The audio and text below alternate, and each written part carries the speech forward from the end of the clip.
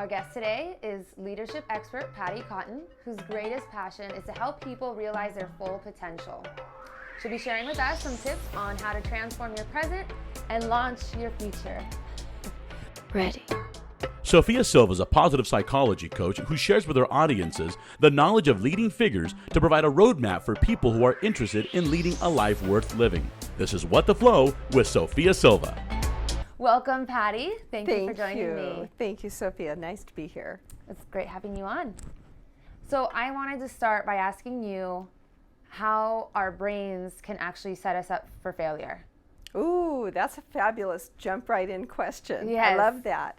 So our brains are wired for comfort. And we have three parts of the brain, if you will, for this. The bottom part feels when it's hot, cold, pain, pleasure. The middle part will set off an emotion about an event, and the top will make a story. So here's an illustration. So let's say that as a young girl, someone goes to the fire for the first time. The little girl touches the fire. Ouch. The bottom part of the brain says, ooh, that hurts. The middle part says, that's scary. And the top part of the brain says, don't worry, I'm going to take care of you from now on. I'm going to form an emotional immune system so that you'll never get hurt again. So here's the story. Don't go near fire. It hurts and it's scary. That's it. So a lot of these things are meant to protect us, and they do. But as we grow, they become obsolete or they get in our way. For example, a child might be scared to ask for a second piece of toast for whatever reason because maybe there isn't enough to go around. But years later, that same child, grown up, has trouble asking for what he or she wants simply because of that earlier experience. That's interesting. Yeah. So we're kind of programmed to avoid fear. We're programmed. Avoid rejection. We are programmed to avoid discomfort. Anything warm and cushy, it feels great. Just don't push us because we're not going there. But that's a double-edged sword because it can help us in a fire, obviously. Right. But it can hurt us if it's holding us back from achieving our full potential or from doing something that's going to help us in our lives in the long run. Absolutely. So, for example, asking is a big thing for a lot of people. Asking for what you want, asking for money, asking for self-worth, that kind of thing, standing up for ourselves, that's a big one. Yeah. So what has to be done is we have to not only get down to the root of the fear, what's holding us back, but how to actually map out of it. Because it's not enough to know what you need to do, because if it was, we'd all be somewhere else, right? It's not enough to know, oh, I know, I'm just afraid of failure. That can be our story. If you're walking around, if one of your watchers is walking around with a story saying, oh, I know what's wrong with me, and he or she keeps saying that over and over again, that's really using an excuse not to change. So if you hear yourself or you catch yourself using that language, say, oh, what do I need to do to change that? What's the first thing I need to shift? So yes, definitely you want to stretch the emotional immune system until the rubber band pops. So it's not the Nike thing, just do it. It doesn't work that way? No, it doesn't work that way, darn. It doesn't work that way. But how can we, I guess what you said, pop that rubber band? Because that's scary. How do you take that step from, I know what I need to do, to actually doing it? Like, there's that moment that we just need to say, like, F it, I'm going to do it. That's right, exactly. How does that work? So how it works is this. If you try to pop that emotional immune system all at once, it's going to go, oh no, not going there. Okay. So if you stretch it gently and it sort of feels a little uncomfortable, but that's okay. It sort of adjusts and adjusts until the rubber band-like thing pops. And here's how you do that. First of all, you have to know what you want. Now that seems simple on the surface, but it's not always. Some of us don't know what we want. No. I recently coached an attorney who wanted to make partner, and she said, I really want to make partner. But when I examined her values with her, they were free time, family, travel, all the things that you really can't do when you're a partner. It really was that she wanted more money. But she didn't think that because she thought, well, the way that I make more money is to become a partner. Yeah. When in fact, she needed to think more expansively than that. Okay. So really knowing what you want is pivotal to the next step. So, and just to finish the story, she and I came up with a job description at the law offices that allowed her to be head of talent management, and she got the raise, she got more money, That's and she good. didn't have to work more hours. So, but you've got to know what you've got to know what you want. Second of all, you need to know what you're doing to avoid it. So, for example, if I'll pick another client. She was afraid to ask for money. What would she do instead? Well, she would double book her calendar when she knew that a donor was in town. Or she would avoid conversation and run to the other room. Consciously but subconscious or unconsciously kind of blocking herself, Both. making excuses to not put herself in that situation. Absolutely. And so if any of you watching are getting really busy and because you're a little nervous that something's going to happen, you really need to ask what that is. Why are you getting so busy all of a sudden? Why do you keep telling me, for example, I have too much to do, or I'm so tired, it just keeps coming at me. That's a victim set, mindset. Language. So you really need to know what you're doing to compete with yourself. Your immune system that you've built is holding back, saying, oh, no, do this. It's more comfortable. And so you need to know how you're competing with yourself. Then the third step is you need to know what are you afraid of that might happen if you weren't doing those things. Right. If you actually had to ask. Well, maybe somebody's going to say, I'm afraid of rejection. I'm afraid of failure. I'm afraid of success. That's a big one, as you know. So you have to know what fear lies underneath, but that's not enough, because probably everybody watching here knows exactly what they need to do to change, and they know what they're afraid of. Now we go down the rabbit hole. So here's how that happens. I would say to a client, you're afraid of success? You're afraid of actually getting what you want? Yes. What are you assuming might happen if you succeed? Right. Are they afraid of maybe the additional responsibility, or that they might not be able to perform? Absolutely. Or it's very common for me, especially when it comes to women, that they are afraid to perform at capacity because someone might then think they can do it all the time, and they're afraid they might not be able to do it. That's right. Exactly. Exactly. Yeah. So you have to know what you're assuming and whether that's faulty, whether that's realistic or not. Let's say I have a question, because that always is on my mind. Is that we get stuck in these habits because they're comfortable, and even if the outcome is negative, we know what to expect. Right. But let's say we take that chance, hoping that the best will happen, but the best doesn't happen. Yeah. Okay. How do we cope with that? Or how do we turn that into a positive situation? Confidence is a muscle. You have got to flex it regularly, Yes. as you know. So taking those small steps and checking and saying, am I still alive? Did I fail? Did I die? No. Okay, let me take the next step. So I actually help them map out Died of it. internally. That's right. Yes, we shed old skins. What actually happens is that the immune system enlarges to hold the new behaviors, and the behaviors and the thoughts will work together to say, oh, look at this. Okay, not so bad, I can do this thing. So that by the time they arrive to the perfect ask, they are confident in asking. Yeah.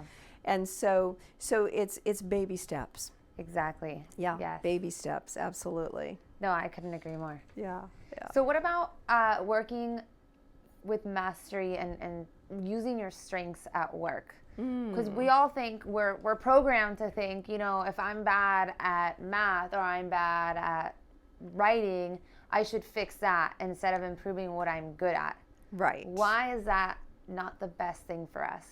So first of all, when you concentrate on your non-strengths, and not only do you concentrate on them and focus on them, but you're trying to use them to grow them, you're spending $1 for every penny in return you have back in energy, in focus and productivity. Secondly, strengths are hungry. They're hungry to be used. If you don't use your strengths, they want feeding. They want feeding, care, watering, and so forth. If you don't do that, they're going to get very frustrated. So we're wasting energy on something that isn't producing a result for us. Exactly. Essentially. And if you take a look at the body and the mind, and the brain and the activity, when you operate from your non-strengths, they actually do wear down faster. It does cause the cortisol to rise faster. It causes a lot more stress on edge, you can't focus as well. Right, and so because forth. you're doing something that you're not good at. So it's frustrating because you keep hitting a wall and you're like, I'm not good at this, I'll never be good at this, and you keep trying and you keep failing. Yeah. Which breaks you down at some point. Yeah, exactly. Now the watchers need to be careful not to say, I'm good at this or I'm not. Okay. Because that's different. You've probably read the book Mindset by Carol Dweck. I think your watchers, your viewership would really be interested in that. There are two mindsets, a fixed mindset and a growth mindset, as you know. And the fixed mindset says, I'm really good at this or I'm not. Yeah. Right? Now, that's a catch-22 because if you're really good at it, what happens the first time you fail?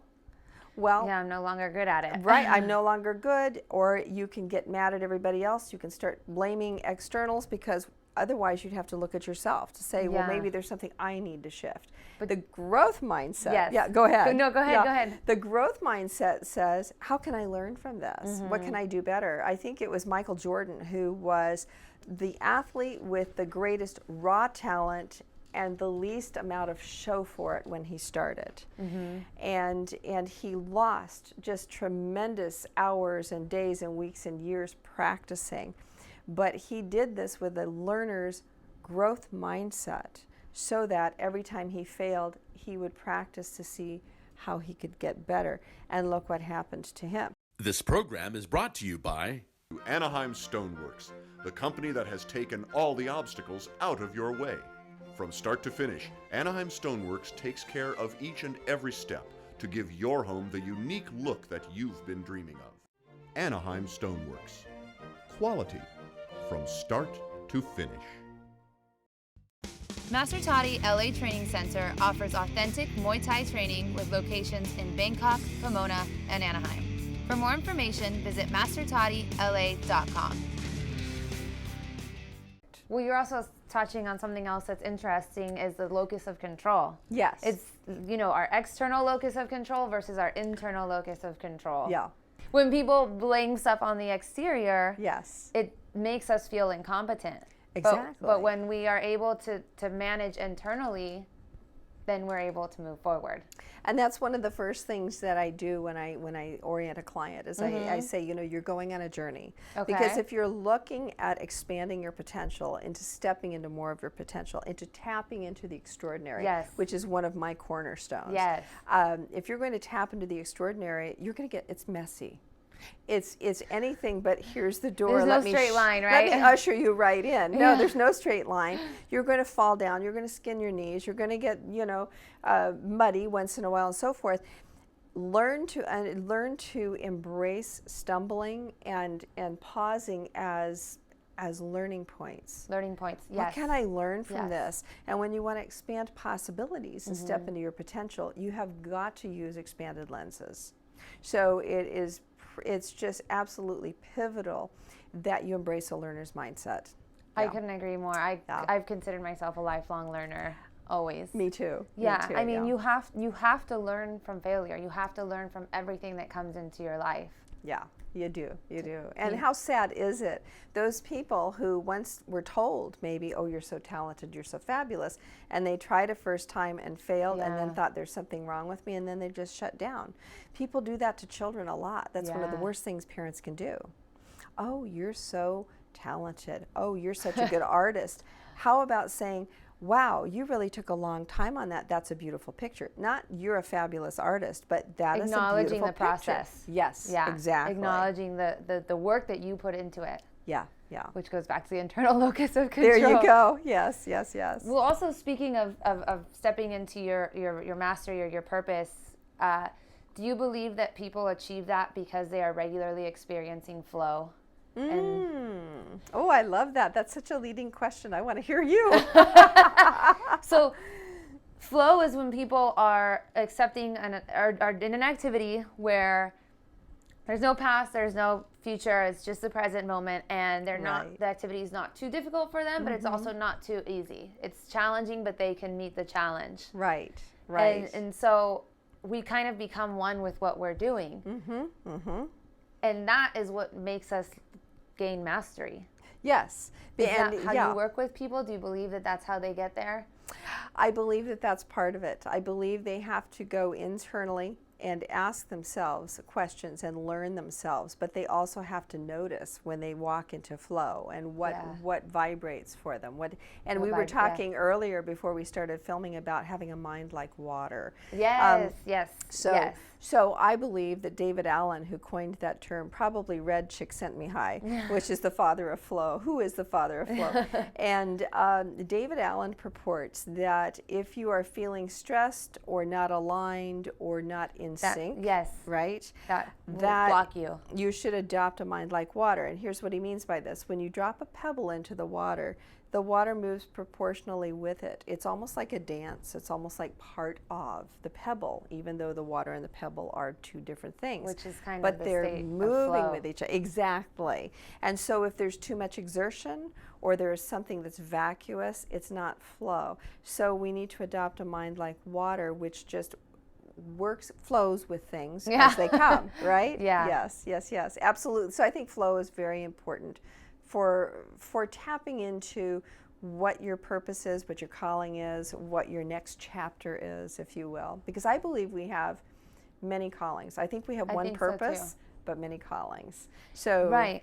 Well, I think your purpose can manifest in many different ways. Yes, there you go. Yeah. There you go. Yeah, and I do believe that your purpose and flow are aligned. Yeah. It's funny. I think Bruce Lee also said, "Be like water." And maybe David Allen got it from that. Maybe I don't know. I don't know. But we like it. Yeah. So, yes, it illustrates a point. So I would say that anytime somebody is feeling an inordinate amount of stress or feels or uses language, you and I both know that when we hear people that use language like, "Oh, I've got to push really hard to succeed. I've got to work really hard." If the language reflects a lot of exertion, you're not going to get flow. You need to pay attention to it seems like you're in that anxious state. Yes, absolutely. So it's always thinking about the future. It's not being present with what is. Yes. So I have to work really hard. Is way out here. It's not being present for what's happening now. Yeah. Perfect. So how can we prepare ourselves to tap into our potential or get into that flow state? What does the previous preparation look like? So we kind of touched on the fact that it's important to have a growth mindset. It's important to say growth is messy. It doesn't happen like this. It's kind of wonky. This part grows and then you say, "Oh, get over here." The rest of the, that kind of thing. So we have to be prepared to not only get messy, but to have fun and play in it, because this is where the creativity stirs up. Right. We see things through different lenses that we didn't see before. And if we said, "Oh, it needs to be orderly and I need to do things the same way," not going to happen. We aren't going to have the expanded lenses to say what's possible and what am I, because it's too rigid. Right. We're kind of blocking ourselves. There's that. And so one of the first books that I actually give clients, even though I do transformational coaching, which is big shifts inside of oneself so that one can do different behaviors to step out and get what you want. You have to learn how to do the day-to-day in a different way. So I have them, I send them a book by David Allen called Getting Things Done. And David talks about having a mind like water and being in flow.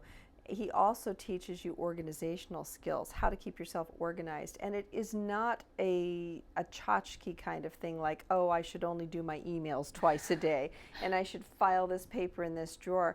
It's more of a process that the mind goes through to release in an orderly fashion the things that don't serve it well to try and remember, so that you open up your mind to be creative. The mind is not a storage tool. The mind or the brain. That's Google. Is right? That's Google. That's Google. Let's just be clear about that. Yes, it's not a storage tool. It's a focus tool. Anything that takes away from focus, we need to do something with that. And it's extremely important when we're stepping into more potential to be able to focus and notice. Yes. And there's a difference between being in that state versus being, I guess, what I would call like your typical productive, which is writing emails, checking things off your list, and kind of doing things that are very tangible. Yes. Versus this other side is more creative, and it's sometimes not a tangible thing. You can't see immediate results. Is that right? That's right. So the transformation that needs to occur is not tangible yet, but there are tangibles that you need to do to help get there. Okay, how does that work? So and the trick is this. So there is, let's say that you have a horizon here, and up above here is your vision. It's your dreams and your goals and everything that you want. And down below is the things that you do every day. Mm-hmm. And when we're about ready to take a leap in growth, we want to head toward vision unless we know the actions that we need to take and we get the support to get the tools we need. Okay. We hit what I call trouble at the border. Okay. It's like, oh no, you're not going there. No, back to the emotional immune system where it feels very warm and fuzzy and comfortable. So that's the preparation that we need to do in order to be able to get to this state. It is. You adopt a learner's growth mindset. Understand that you're going to have to be more disciplined.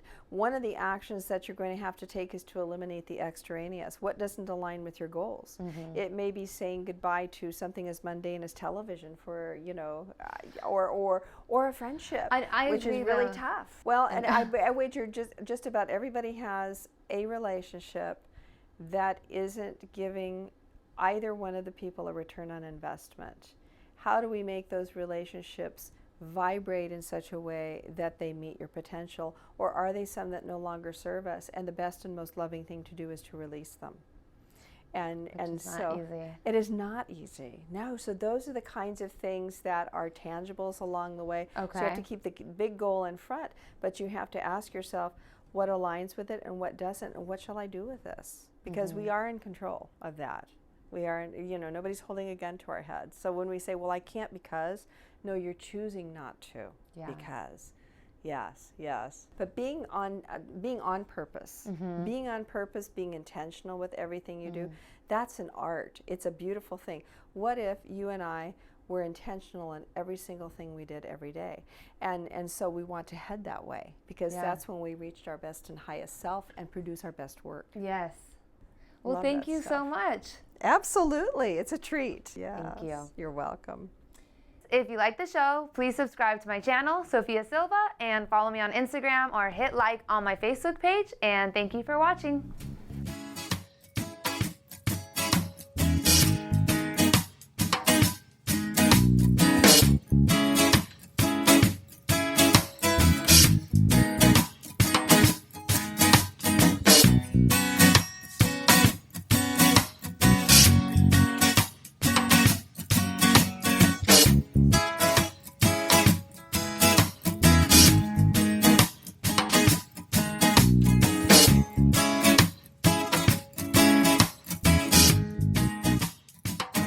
All conversation and information exchanged during participation in the sophiasilva.org website, Sophia Silva YouTube channel, or interaction with and all social media sites is intended for information and entertainment purposes only, and should not be considered a professional diagnosis or treatment. Do not confuse this information with treatment or medical advice or directions per se. Nothing posted on this site supplements or supersedes the direction of your medical caretakers. Sophia Silva, MA, does not provide the information on these pages to substitute for individualized therapy. No claim to cure, treat, diagnose, or otherwise provide mental or behavioral health care is guaranteed, promised, or implied by this site. The same applies to any professionals who might appear on this site. This website contains links to other websites and resources. We take no responsibility for the content of other resources, electronic or written. If you're in need of any health services, please contact a licensed professional or call 911.